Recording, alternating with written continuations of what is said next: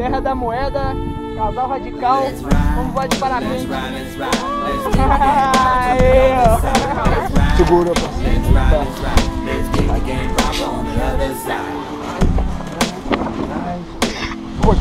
Ficou pé? Isso, garoto. Voando. Pode puxar o assento pra trás? Beleza. Isso. Estamos em casa. Graças a Deus. Agora virou brincadeira de criança.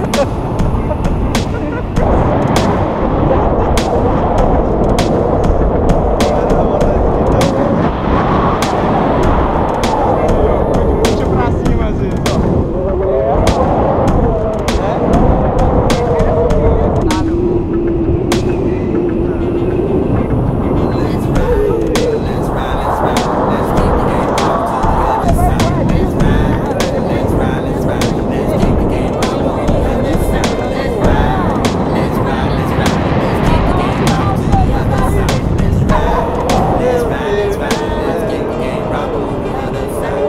Aqui o topo do mundo! É muito suave, né? Muito, eu acho que é mais confortável que poltrona de avião, velho. Sério. Eu vou te falar, na hora da decolagem, se o cara tivesse em pé, eu não tinha decolado, não. Você fala pro cara ficar em pé, mas como, mano? Como, cara? Não tem malhação, não tem ladeira de Ouro Preto que me prepare pra isso, cara.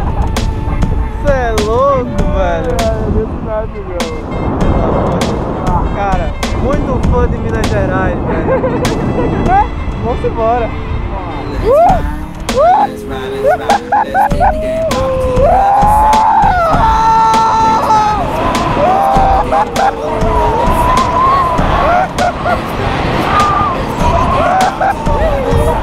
Que massa, cara!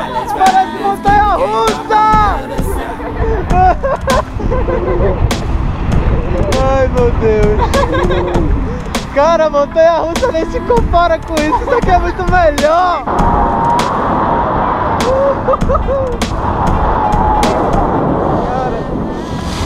Aí, garoto! Valeu! É nóis! Aí, ó! Falou, gente! Valeu!